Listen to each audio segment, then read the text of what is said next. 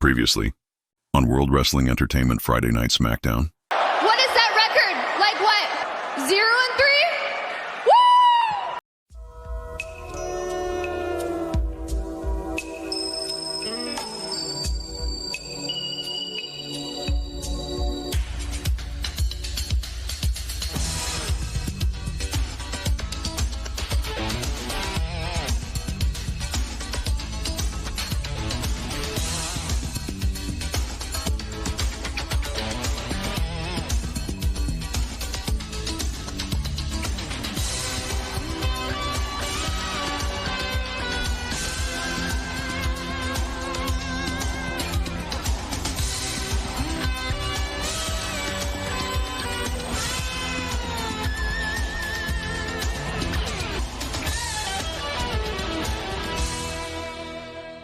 Tiffany and Charlotte, the promo heard round the world on Friday Night Smackdown.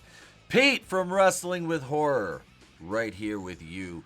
You know, we don't really have to go through the tail of the tape. We know Tiff's only been in wrestling for a couple of years. Charlotte's been in for a lot of years. She's 38, Tiff's 25. 13-year age difference there. Charlotte, a wealth of experience. I'm not a Charlotte Flair fan. You know, not at all. I think she's talented. I think she has charisma. I think she has a presence about her.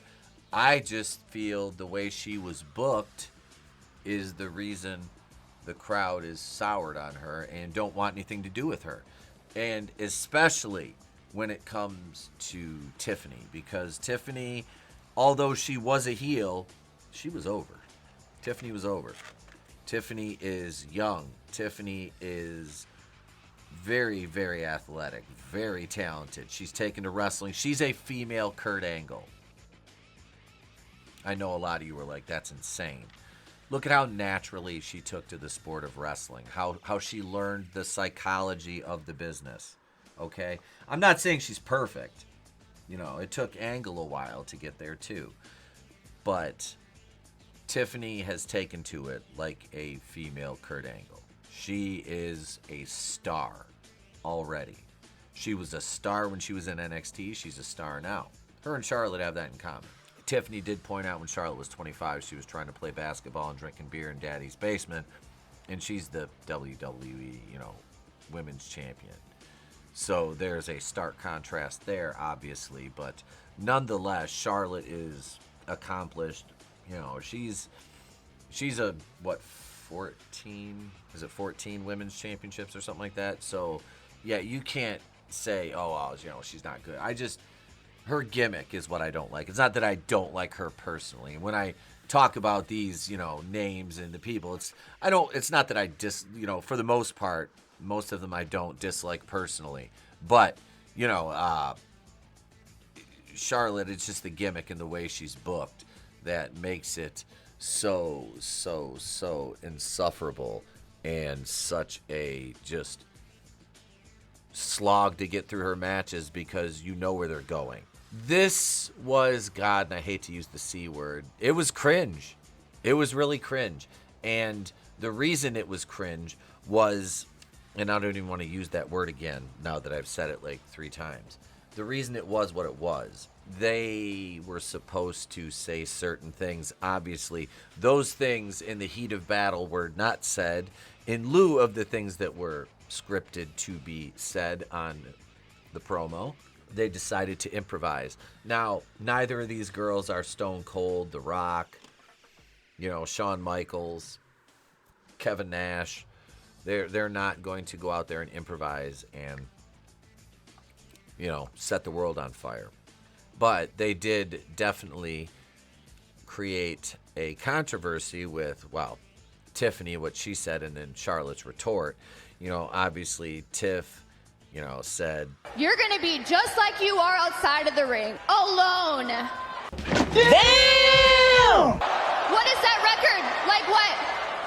0-3? Woo! And then Charlotte responded with, in kind, Hey, Tiffany, is that why Kaiser's in my DMs? That is why you fail. Stupid! You're so stupid! Now that whole part about the 0-3 in marriage has been removed from YouTube because WWE are chicken shit revisionists, and they're afraid of having a line like that in and upsetting somebody because I don't know. It's soft. And yeah, it got out of hand. And like I said, it was cringy because the dialogue was just wonky. The timing was wonky. It was awkward. You know, it was funny watching Charlotte get booed into silence. And then she's like, what do you want me to say? What do you want me to say? And she was trying to make fun of Tiffy for having a squeaky voice. And it's like, that just came off as cheap because it's like, really, you're going to make fun of her voice. Like, Tiffany does she have kind of a high voice? Yeah. It's not high to where it's annoying, though. That's what Charlotte tried to do is, first it was you got a squeaky voice, and then it's Kaiser's in my DMs, and everybody's like, nah, girl. The analogy was like a punch-drunk boxer who doesn't know, flailing wildly when they don't even realize they've already been knocked out. That was Charlotte at the end of that promo. Another thing I've heard is that the boos during this segment were piped in. Like, people don't believe that the crowd could boo Charlotte Flair that loudly. Why wouldn't you believe that? Now, that being said, devil's advocate, WWE likes to play revisionist history. They've cut that out of the promo. So at this point, you're like, yeah, they might just pipe in boos during a segment. So I don't think that's the case here, though. I just think that's, hey, the crowd was booing the shit out of Charlotte. I mean, well, you could see it, though, and then Tiffany would go over and, she'd get them to pop. So it was happening in real time. I don't buy that.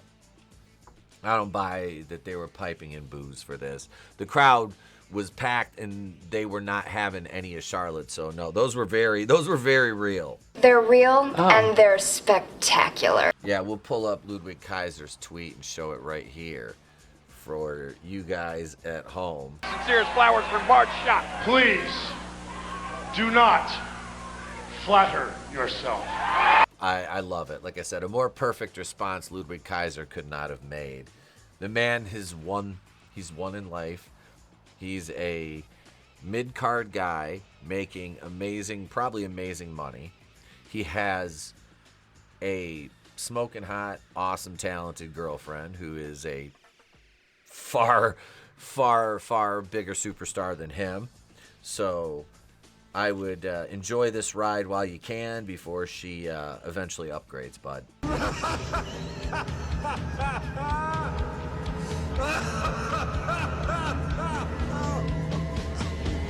No, I wish him all the best, and good on him for hitting back and not just being like, oh, I'm not going to say anything to Charlotte Flair. No, dude. When she makes an accusation like that, that's kind of funny. He just, I guess I got nothing to hide here. Bam. The whole situation's hilarious because the IWC is, of course, up in arms. That's why, like I said, I'm not up in arms about it.